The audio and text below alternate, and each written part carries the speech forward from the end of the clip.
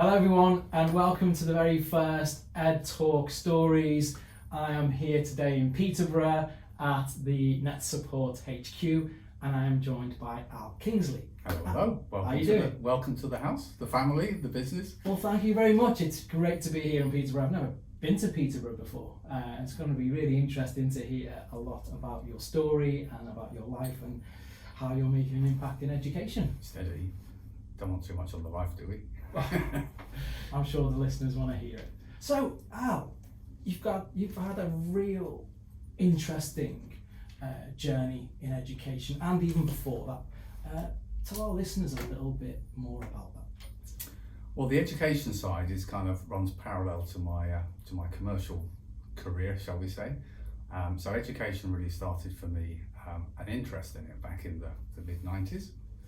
And the mid-90s was very much wrapped around my own children being born, and at the same time within our business we recognised that actually some of what I refer to as the best bits that we could do with technology in the commercial workplace actually could transfer to education. So very early on, when the first versions of Windows came about, one of the tools that was used to save the engineer jumping in the car and heading up the motorway was remote control technology, see a screen from afar.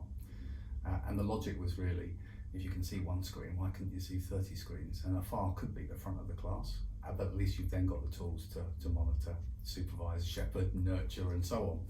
So that kind of sparked a lot of the interest. Education's been a passion of mine pretty much from day one. I've always looked and tried to support in different areas. So when we moved to Peterborough and there was new schools being built, it seemed natural and logical for me to get involved and support the schools, becoming a governor, then becoming the chair of governors. And then as our community grew, taking one school, we became a multi-academy, a trust of one, and then we bid to build more schools, and we've grown ever since. Alongside that, the heart of education, and something that I'm preaching to the converted with you, is all about sharing. So I was asked to chair the Governor Leadership Group, share best practice with other trusts and governors around the area. And then from that dovetailed to being asked to join the Regional Schools Commissioners Board, which is really about supporting academies across the region. And all those things basically, from my point of view, introduce you to different people, other experiences, insights. You get a much more of a broader and a balanced sense of education. Within my role in trusts, with infant schools, primary schools, secondary schools, alternative provision schools and specialist provision schools. So I've had exposure to all those schools and where we think of them being similar, the truth is they're not. So my journey has really been all the way along being involved in education, and at the same time having this fantastic opportunity of an amazing team of techies to say, hey, there's a problem there that we could fix. I know what we could do, let's create a new solution. And the create a new solution becomes the pathway for what we do in Netsport. That sounds really good. I mean, to also make an impact from shifting your business model to going into almost like a social enterprise, really. How do you help the greater good is I think something a lot of companies can learn from. So was it IT and computers that was your initial passion before you got into NetSupport? The truth is, I'm not sure I had a passion. I had a career path that was in finance, and that wasn't my passion. That was probably the advice of parents and peers, that was a good, safe and secure career path. So I worked at Barclays Bank and then at Unilever in financial accounting. And what I found in the late 80s was I actually thought the technology that we were doing the accounting and finance on was more interesting than the numbers themselves. So that was my introduction. As mainframes moved to desktop computing and it became something that was on most desks, that was where I kind of saw there was more opportunity. I think the biggest thing that I always kind of remember is if you work for a really big organisation and it's all about finance and procedure and process, the rules are set in stone and they have been for many years. So there isn't an opportunity for a wee upstart like me at that time to actually innovate, implement change. We do it this way because we've always done it this way, just do it the same out. And I've always been a bit frustrated in the sense of always wanting to spark new ideas and insights. So for me, that was the catalyst to step away and say, you know what, I think I could do it better. And at the time, that was probably a bit arrogant and overestimating my potential. But you know what, if you think you can do it, you're not going to know until you try. Yeah, absolutely. So, I mean, with that in mind, you've obviously been in this sector for a long time. What do you think makes you and NetSupport, you're offering are different to anybody else? Well, I often say the same thing about schools, and I'll apply exactly the same criteria at NetSupport. The thing that makes us most special and most different is the team, the people, the ethos, the way that we go about doing things. We started off, with a handful of people, and we've gradually grown. And one of the mandates we've always said, and I mean it with no disrespect, is we don't want the big company ethos. We want to maintain an operation where we're working as a small company ethos, where we don't all stand on ceremony. We crack on and do what we need to do. But by being responsive and being involved in the sectors, we can also be agile. So we can come up with ideas and we can flip and change quickly. We don't have to be the oil tanker syndrome. In terms of what's special about me, I suppose the honest answer is nothing. That's the most honest one. I think what there is there's like everybody over the years, you go on a learning journey. I thought I could do everything when I was younger, and then over time you realise that actually you can't. You make a lot of mistakes. If you're half smart, you learn from those mistakes. But you also recognise that you can't do it without other people. And actually the best lesson in life is to recruit really good people around you. And that empowers you to do the stuff that you want to do. So what makes Netsport unique as a business is the fact we've got a fantastic team of really good people. They're part of the family. The average tenure here is 13 plus years, which I'm really proud of in terms of people stick with the business and like what we do.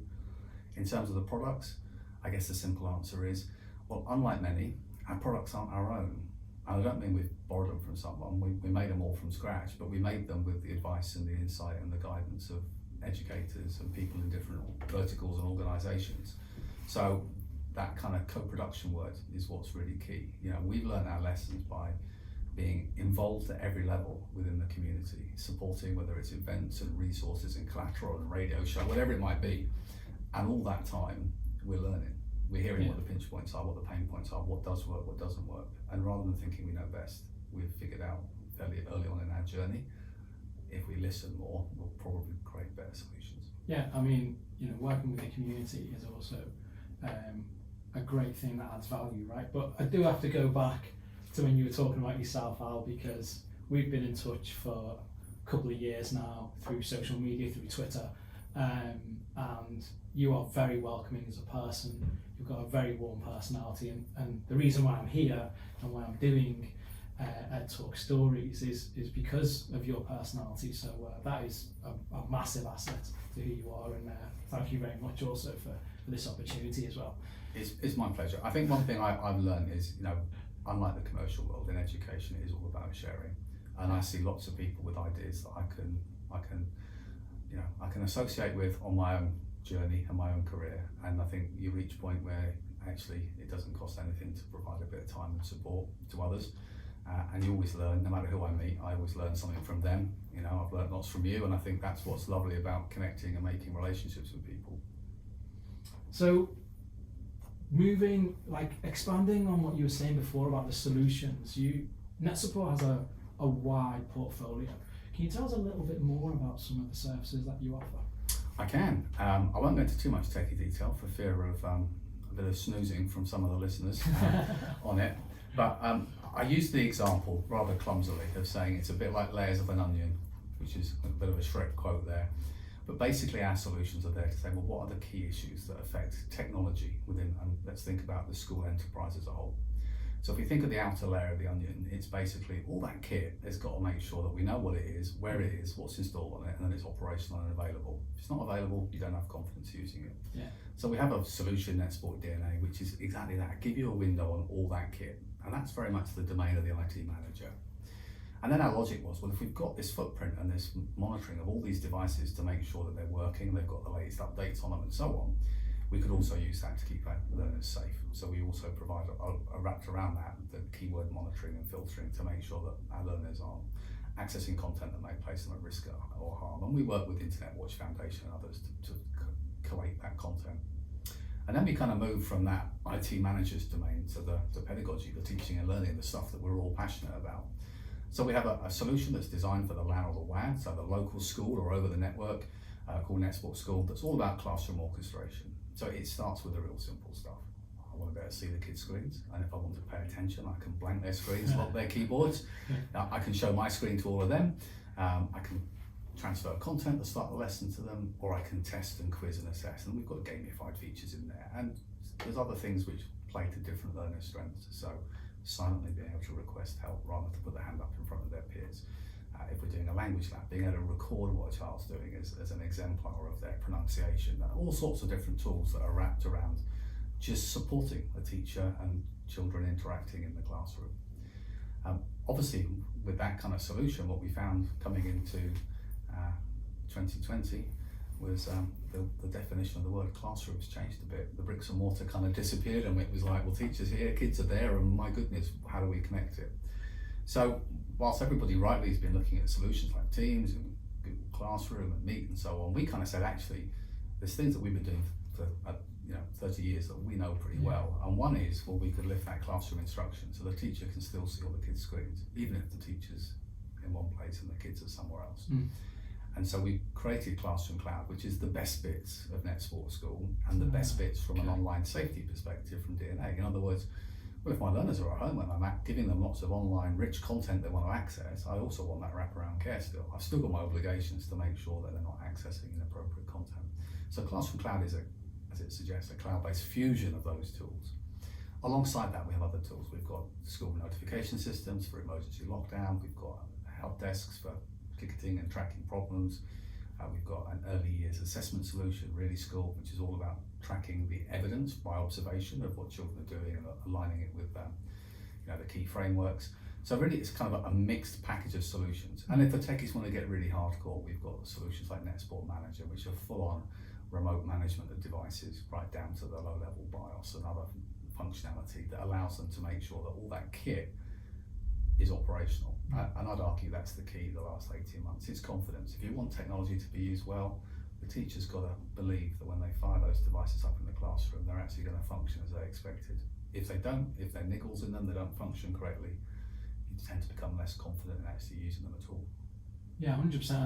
And I'd say as someone who was in the classroom for 20 years, one of the drawbacks of using EdTech, and sometimes it can put people off, is when something doesn't work and teachers don't know how to problem solve, they stop using it, and all of a sudden you've got essentially redundant or obsolete EdTech that isn't being used at all. Absolutely. People have spent a lot of money on, so that NetSupport Manager sounds like a great solution. You've taken all this knowledge recently and you've put it into your own book to provide tips and insight into how teachers and leaders can implement EdTech solutions and can bring EdTech into the school a little bit easier. Yeah. Tell us a bit about that.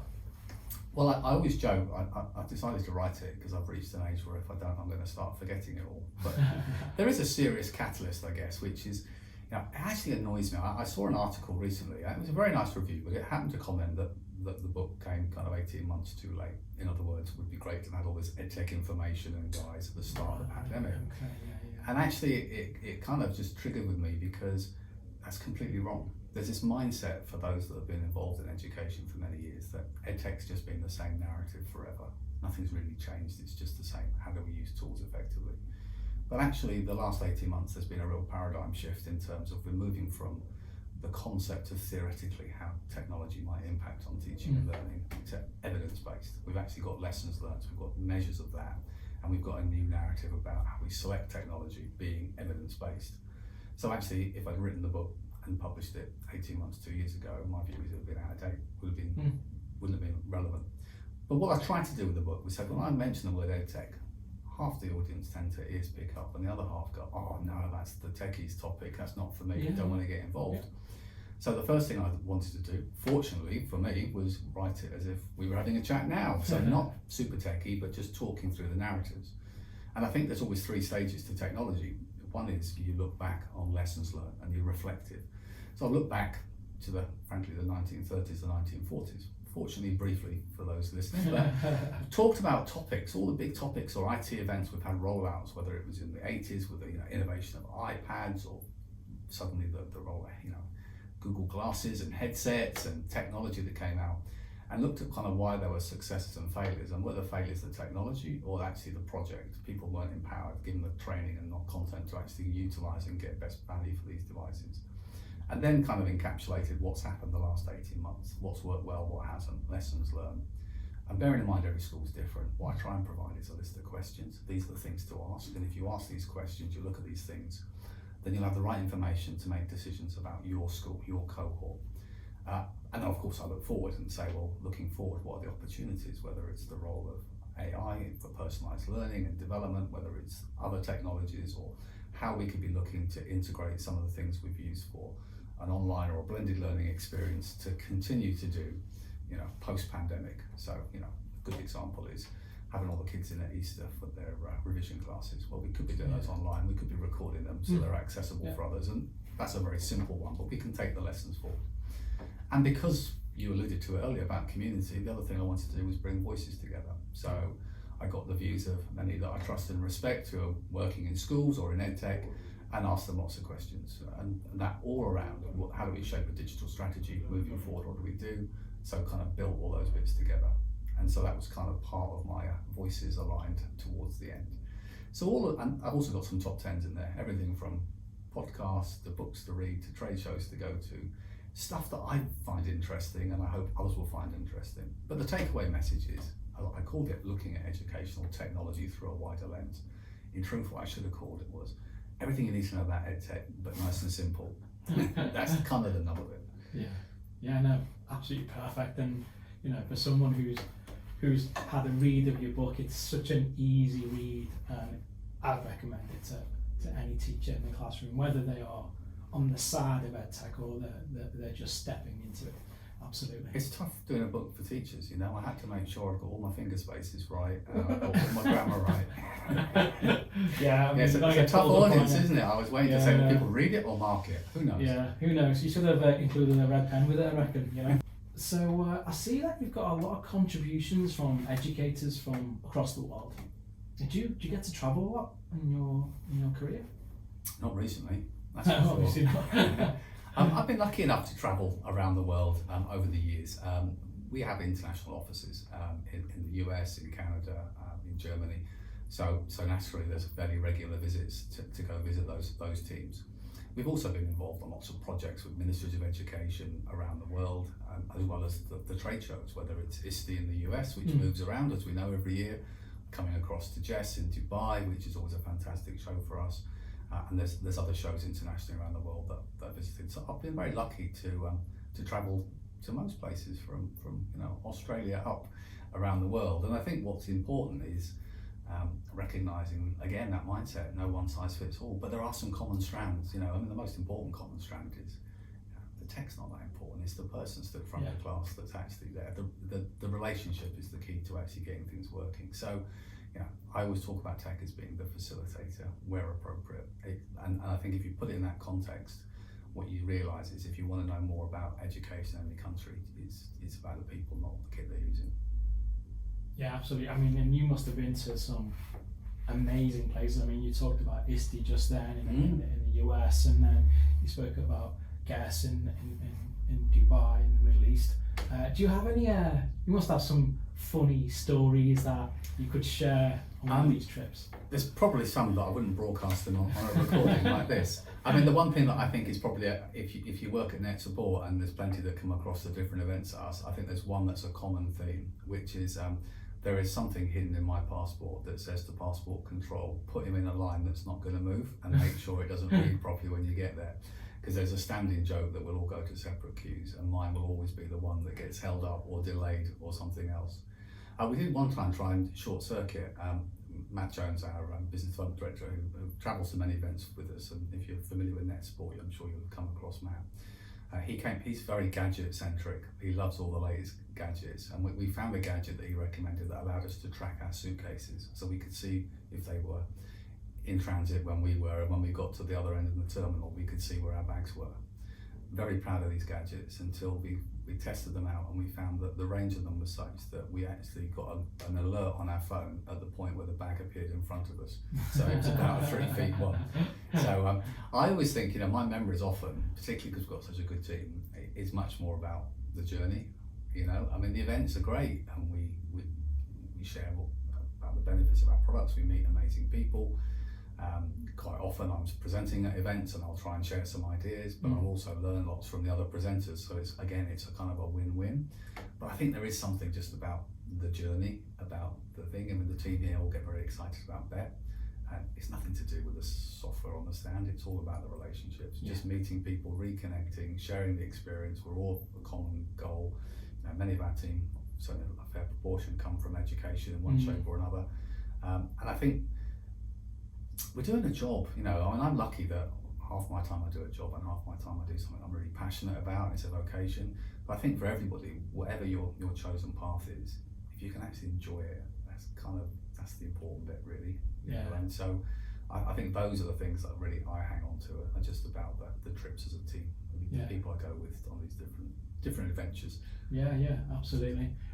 So we reached out to our community on Twitter, we're both connected to, and I asked the community about possibly putting some questions in about things they may want to know about you. So one of the first questions we got asked about was your dog. You have a dog. It's featured on your Instagram, on these photographs. Tell us a little bit more about your furry friend. I'm very aware that many will either know me as Alan EdTech or Al Dog Mad. I mean, the truth is it's a combination, and a bit of a reveal. I've got 3 dogs. Oh, okay. I've got 2 very old Labradoodles who spend their life sleeping and eating, Waffle and Basil, and they are old dogs, and I, alongside that, have a very, very bouncy and active cockapoo, Ferdy. And Ferdy is very much my wingman, and I'll certainly give it a big tick in the box when it comes to well-being. So he tends to go most places with me, where I can. Obviously, I can't take him to a conference or take him to a customer site, although he's been into plenty of schools as a kind of sit with some of the children that have limited confidence, and he loves to be read to. So he's certainly been on a few adventures there. But he comes in the office, he's my front seat passenger with me when we're out and about in the car. And I think it's really important. I think we all need different ways. You know, the nature of what I do means it's all hours, 7 days a week. There's no fixed schedule or agenda. So having those kind of anchor points, I think, are really, really important. And because I'm passionate and I tend to like to just, you know, you see me as I am, naturally Ferdy appears in a lot of my photos and where I'm at and what I'm doing, you know, and why not? Yeah. Well, and then there's an interesting story behind Ferdy's name, right? Yes, I named Ferdy after Ferdinand Porsche, and some people perhaps who know me more closely will know that I'm a bit of a fan of classic cars, and I'm getting a bit long in the tooth now, but have been a petrol head over the years, and so Porsche has always kind of been my kind of favourite car from the bedroom posters as a kid upwards. So it kind of felt like that was a good way to link it and name him after that. Oh, funnily enough, that was the next question that we had from Twitter was tell us a little bit about your love for cars and this classic Porsche that again you featured on your Instagram, and I believe it's been on a cover of a magazine as well. It has. I mean, normally we'd be celebrating that I was on the cover of the magazine, but I can assure everybody, they've probably figured it out for themselves, it was the car, not me. And the reason I'm very kind of, I'm proud of it and passionate about it is because it's something that, I love old cars. I love the shape, the curves of them that you probably can't get nowadays in modern cars. But alongside that, in terms of the car, it was a bit of a journey for me, which was about restoring it. So whether it was the engine and the running gear to completely redoing the interior with a few sort of owl twists. So basically I've kind of restored it in stages, and I should hasten to add there's been some smart people doing most of the restoring. My contribution has been buffing, polishing and passing of checks, but nonetheless I claim the ownership of the restoration project. And it's something nice when you see something old that you really you admire and you love, that kind of thing, to kind of bring it back to life and bring it to the point where it hopefully will be good for another 30, 40 years. It's something I'm quite passionate about, and we did the same with a very old 1973 Mark II Mini. My son and I restored, and again the project, the love was the restoration. It wasn't so much at the end of it, there's a car we'll use every day, as it's a reason to do something together. It's a reason to switch the brain away from the normal things. And actually, I've never trained as a mechanic, so the thing that I always liked most about working on cars was I actually had to learn stuff. A lot of YouTubing and Haynes manuals, but I quite like that. I mean, Yeah. you don't want to do things that don't stretch you. So I'd much rather have hobbies that are outside my comfort zone. Yeah, absolutely. I mean, Al, thank you so much for sharing your story and your journey in EdTech. This is the book, guys. My Secret EdTech Diary, looking at educational technology through a wider lens.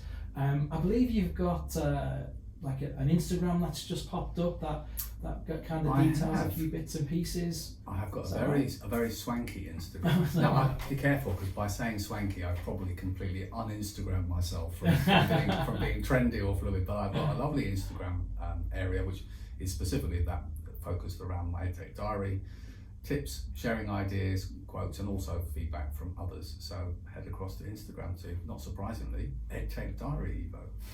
Excellent. And then if there's anybody else who is listening who wants to know a little bit more about you, of course they can catch you at I believe you're going to be a guest in Dubai. I'm going to be a guest for the full duration. I'll also be presenting on the Sunday there. I'll be at BET in January. BET in January in London. In London. I'll be at FETC, the Florida Technology Show, a week later in the US. In the US, okay. And after that, just connect up with me on Twitter, @Kingsley_edu, and we'll follow the travels. We'll meet up somewhere, I'm sure. Yeah, absolutely. Well, Al, it's been a pleasure speaking to you about your journey. Look forward to following it, and as you progress through and following Ferdy and seeing your journey alongside your beautiful car. And yeah, thanks again for being on the show. My pleasure. Good to chat with you. And that's a wrap.